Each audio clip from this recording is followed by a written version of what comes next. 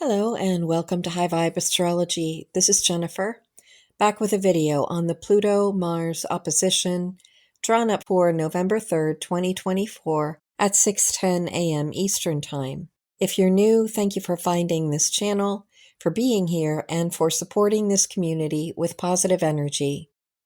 Mars is the planet of action, ambition, drive, and competition.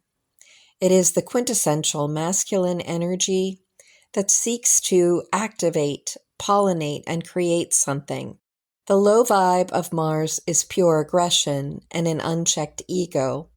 In Cancer, however, the energy is softened, and this particular Mars I am looking at through a positive lens because it rules the Aries North Node, which is always seen as positive energy.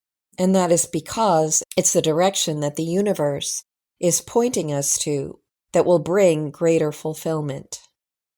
In this case, as humanity evolves, this Aries North Node means we have to get acclimated to making independent decisions and also forging a new pathway for humanity on the whole. In Cancer, Mars is activating concerns for family, domesticity, and the homeland. Both Mars and Cancer are protective energies. With Mars, we might imagine the soldier who guards an area against would-be attackers. Where Cancer is concerned, just think of the mama bear and understand the ferocity any parent has for their offspring and to keep them safe. At the 29th degree, a critical degree, this energy becomes that much more intense.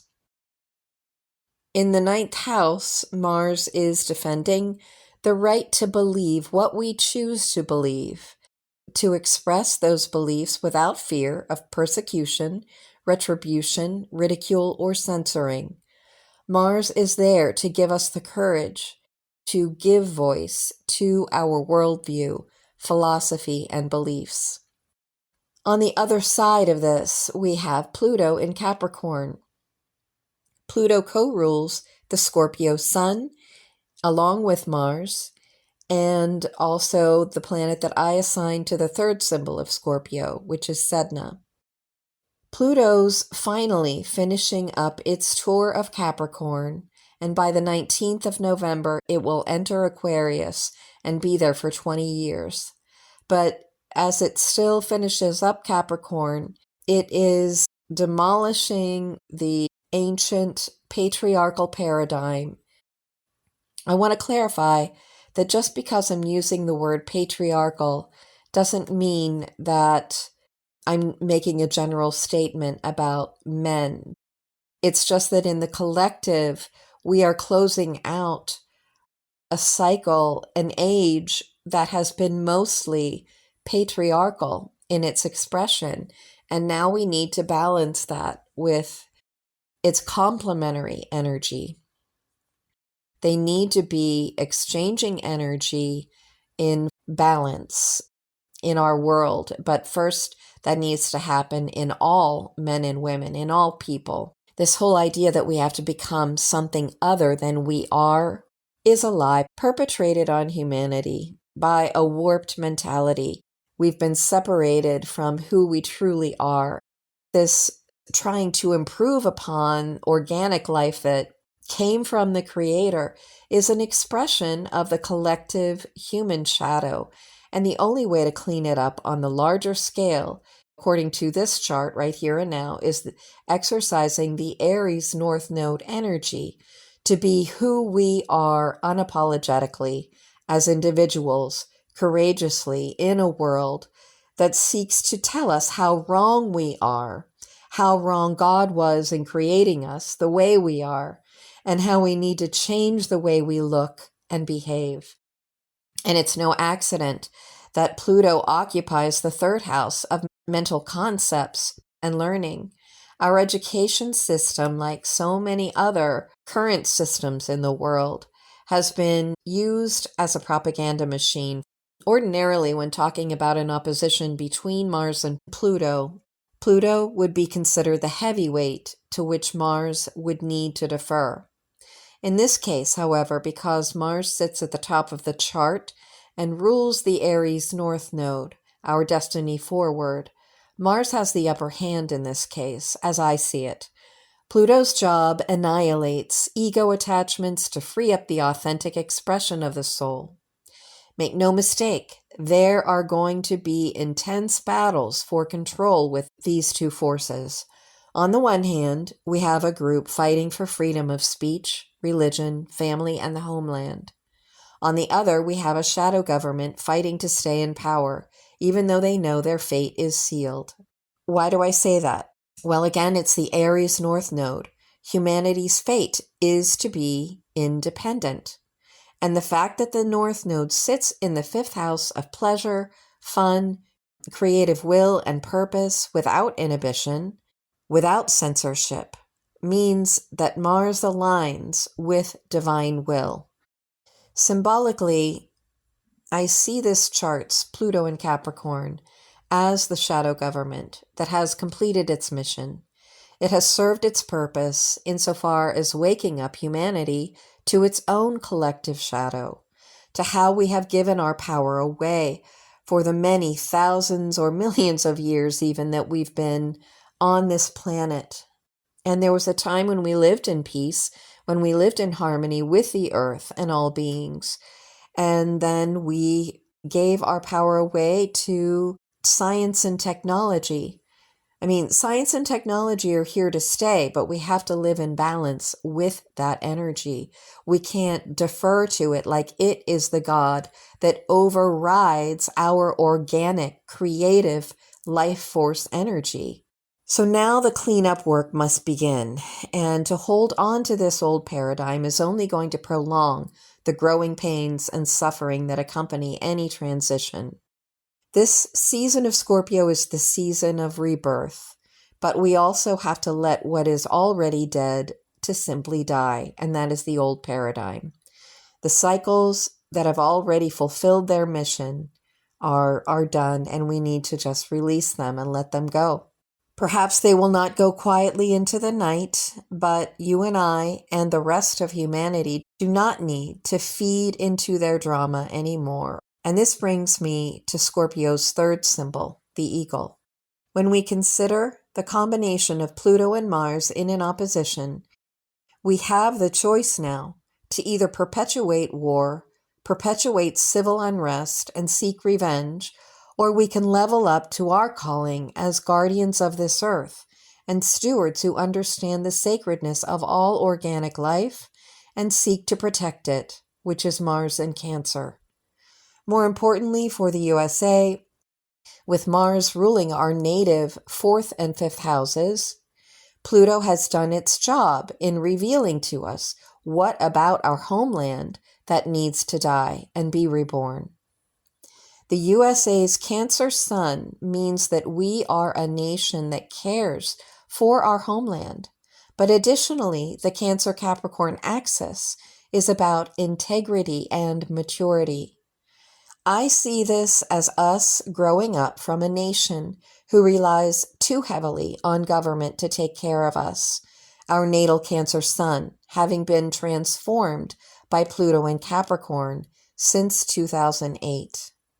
As we level up with support from the trine between Pluto and Sedna, we can rise above the fray, rise above the drama, and lead by example with the serenity and grace of the eagle. Besides this very intense opposition now, there are two other tight oppositions in this chart. One from Venus at 20 degrees of Sagittarius to Jupiter at 20 degrees of Gemini. The other from Mercury at 0 degrees of Sagittarius, opposing Sedna at 0 degrees of Gemini. Venus and Jupiter both impact our material resources, and doubly so because this opposition takes place in the two money houses, the 2nd and the 8th. Venus and the 2nd house also have much to do with personal self-esteem and the values we hold dear. In Sagittarius, there is confidence, optimism, and hope that is certainly available to us at this time. In its tight opposition to Jupiter, this optimism and hope is growing exponentially. When we look at Jupiter in the sign of Gemini in the 8th house, we're putting a magnifying glass on secrets and hidden agendas, which are now being broadcasted, a Jupiterian theme, like a megaphone. And it is reflecting back to that 2nd house of values, changing things forever. Because this chart is about the Pluto-Mars opposition in the season of Scorpio, and this Venus-Jupiter opposition impacts the house Scorpio rules, as well as the opposite house through the Venus-Jupiter connection. This is good news. The two beneficent planets are encapsulating our financial, material resources and values, and our self-worth and self-esteem on a personal level.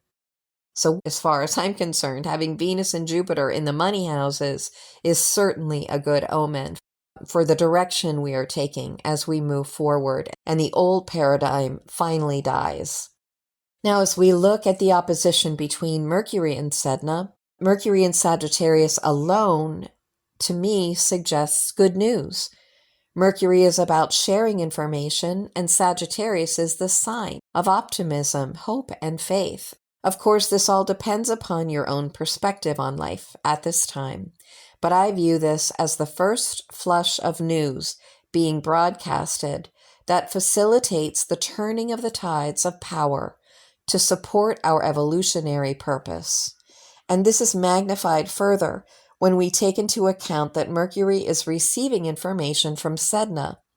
Sedna broadens our perspective from the limitations in which we've been indoctrinated to receive information from higher dimensions far beyond this world. And if you've been tuning into this channel, you have heard me put forth the argument that Sedna is a viable candidate for Scorpio's 3rd symbol, the eagle. This idea is very much in play within this chart, describing the opposition between Scorpio's currently accepted rulers, Mars and Pluto. That, plus the fact that we are still in Scorpio season, the USA's solar return chart has Scorpio rising, and the fact that we are indeed transitioning from one age to another. There can be no doubt that monumental change is underway, and we can see that our world will never be the same again. If you believe as I do that Sedna signifies the eagle associated with Scorpio's 3rd symbol, able to see far beyond the limitations of this world and able to navigate these changes with serenity and grace by aligning with spirit, then you will absolutely feel the optimism I see in this chart, especially that of the Venus-Jupiter opposition impacting the Scorpio house. With Sedna in the 7th, the other very real possibility here is forming greater alliances and communication with intelligences far beyond this world. Those who have been guiding us silently, not wishing to upset the proverbial apple cart and the human mind with too much presence or visibility, are just waiting on the horizon for us to really remember who we are and where we came from. The fact that we are starseed mutts of the universe, and we are citizens not just of Earth, but of the cosmos. Everything we do here reverberates to those civilizations far beyond our world.